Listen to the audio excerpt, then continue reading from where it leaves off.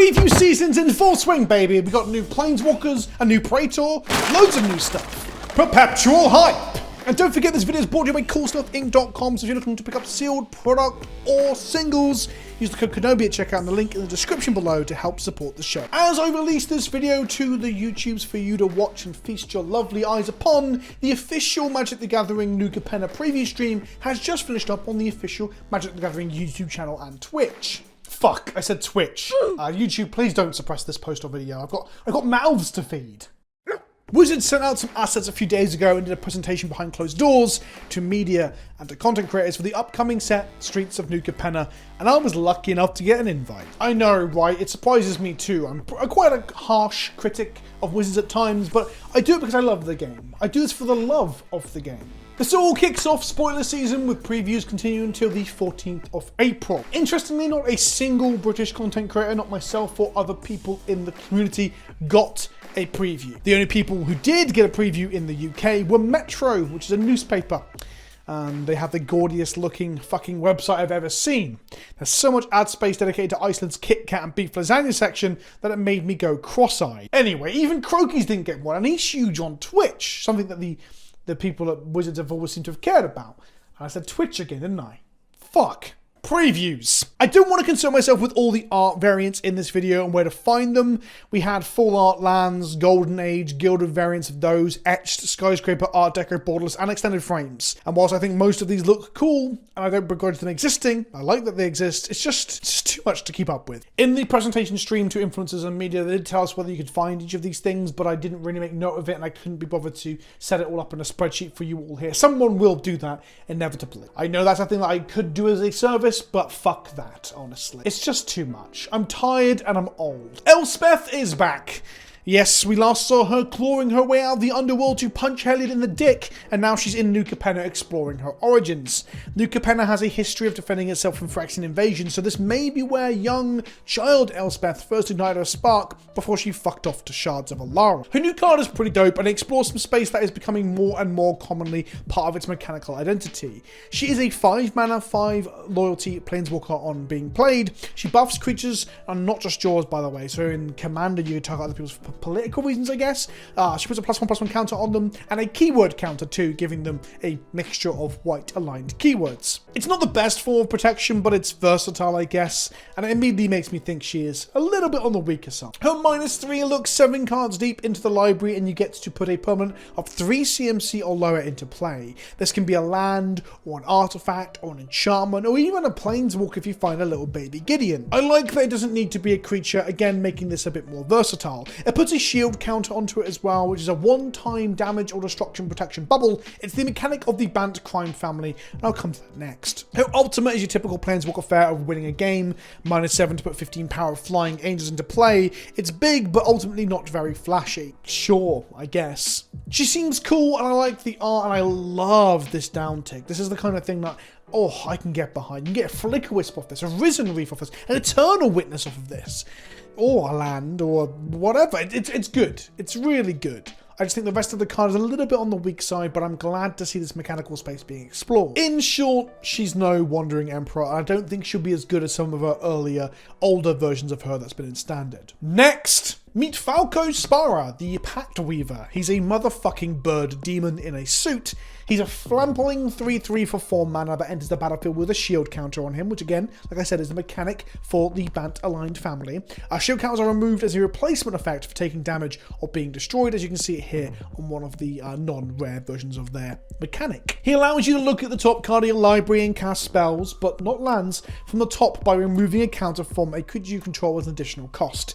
An interesting future sight variant that I will now dub Future Burb. In the set, it's playing with the idea of brokering deals with your protective magics. In a wider Commander or Magic context, you'll be able to reset Undying, Persist, and similar effects with him. I also like the idea of a swarm of Avengers and card tokens with 1 counter on them each from your land drop that turn, allowing you to draw through several cards off the top of your deck like some sort of plant-based bank. I really like that they did make him only interact with shield counters, so he's not so parasitic, and he actually ends up being playable outside of the set.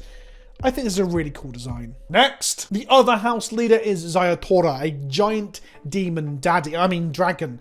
More Jund feeling than Korvold. Honestly, this dude allows you to sacrifice another creature in your end step and shoot any target for the sacrificed creature's power, and then just randomly create 3 treasure tokens because, well, value. Without the treasure tokens, I really think this thing would have been a little bit mid-level, a bit boring, but the treasure really pushes it over the edge. That said, I can guarantee there will be a lot of one-shot combos, and I use the word combo loosely there, where you recur a Lord of Extinction again and just shoot another player in the face. I think it's fun, honestly. Pretty cool commander. Next, the Obscura mechanic is Connive, which we've already seen. Next, the Maestro have a mechanic called Casualty, which is a keyworded, so you can have different levels of it on different cards, where you have to sacrifice a creature of a certain power level. In the case of this one, it's power 1, and when you sacrifice it, you copy the spell. It's like an exploit effect, but for copying spells. Cool. I'm not that excited by it, but I am looking forward to their 7 or 8 mana draw spell, basically being the next time stretch or extirpate in Commander. Oh, I can't wait to see that salt. To clarify, that was not revealed on the stream. I'm just making some conjecture about where they might go with the mechanic. Next, the Riveteers are getting a new version of the mechanic Dash, and it's called Blitz, which is funny because there's a hero called Dash in Flesh and Blood who was quite good in Blitz. Anyway, it's the case of the revealed Jaxis, a cheaper cost that has the creature enter with haste and gets sacrificed at the next end step. However, you draw a card when the creature dies. I think this has the highest potential amongst new cards to be nuts. If this makes its way into a cheaply costed Flash Threat, or Efficient Beaters, or a Kavu or Chupacabra style removal spell, this could be pretty nutty in Standard and other formats. Jaxis herself actually allows you to spell, shape, or clone things temporarily, which is pretty fun. Next! The second most potentially powerful is a load of does stuff when bodies enters the battlefield in the form of the Alliance mechanic. It's revealed on this hasty trampler here that it doubles its power every time a body enters. One simple holding outburst turns this guy into a temporary 8/3 trampler, which seems like a lot of fun as a way to smash people's faces in. This particular card itself I don't think is going to make any waves, but again I think there's some cool space they can go into with this, and it's just clean and simple and intuitive, but can have quite a lot of space for potentially powerful designs. Next, Hideaway returns to the game, and I fucking called it. I predicted this. That's one powerful dab from me. I'm dabbing right now and you can't see it. This is something I called in my prediction video. We have a changing in the templating of the Hideaway Secret Lair cards a little while back, so now we have Hideaway cards with various numbers of Hideaway on them. Wiretapping is the card that has been used to show this off, and the art itself looks like a still ripped directly from the Fantastic Beasts films. Anyway, it doubles the first draw on your turn every turn, and when you finally have enough information from the wiretapping in the form of 9 cards in hand, you get to cast the spell you hid away for free. Hideaway is a cool mechanic, but nothing truly broken, with Shelter Isle being the best example of this in the past, because, well, there weren't many examples of it until we got to Modern Horizons 2. I think it's a perfect fit for the crime set, and I'm glad they included it. Skyscraper lands, they're a land treatment for the rare lands in this, but there's going to be 10 Skyscraper lands. There's 5 other ones that they confirmed in the presentation that they weren't going to be the Triomes from Ikoria, and they're not rare, but they are non-basic. So there's probably going to be some uncommon fixing lands that will be also available in the Skyscraper treatment. Next, Gilded foils. Each of the commanders and 45 other cards, or 40 other cards, come with this foil treatment that has the golden framing foiled more so than the rest. I don't have any footage to show you of this, although they showed a little bit in the presentation, and it looks really fucking sick. I actually really like it. Imagine the foiling of the small ring line on the Innistrad black and white lands that came out, but much more obvious and much this isn't a very elegant way of putting it, but much better. They actually look good. They're genuinely impressive. These will be available in set and collector boosters, and if I build any of these as commanders, I want one of these Gilded foils. Note, not an edged foil.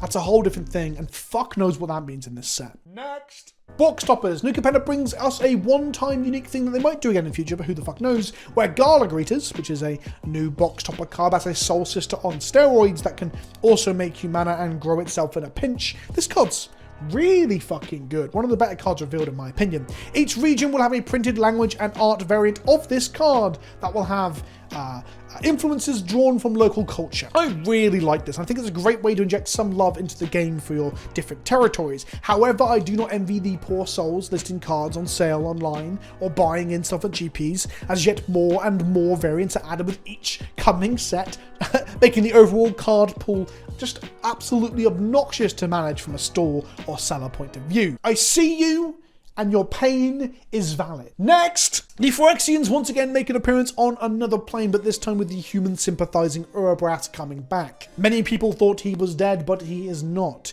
We got to see both the Art Deco frame and the Phyrexian frame version of this card. I much prefer the art and the frame of the Art Deco one, if I'm honest. Phyrexian is cool and stuff, but once you start to see it in every single set, it loses some of its charm and some of its magic. Also, I don't know if Igor, the painter of this particular art here, was going for this, but it's got, well, it's evoking some big Predator 2 VHS cover vibes with this art, and I fucking love it. Urabrask looks like an alien superhero. He has 5 mana and he's a 4/4 with haste, of course. At the beginning of your upkeep, exile the top card of your library and you can play it this turn, so it generates a temporary card of Arch in red that will soon become more and more common as part of its mechanical identity. But then we have the now traditional duality of the Phyrexian Praetors. All Praetors before do something to you and your opponent that are like two sides of the coin, good for you and bad for your opponent. We have the same effect as his line of text for you for the opponent, but it has a downside attached to it. Instead of drawing the first card for your turn, instead they're exiling it and only able to play it this turn that they exiled it. This is a super interesting taxing effect that I don't think we've seen before, because they can't play the card there and then because they don't have the right colours or they don't have enough mana. The card is gone and wasted instead of being stored in their hand for later use.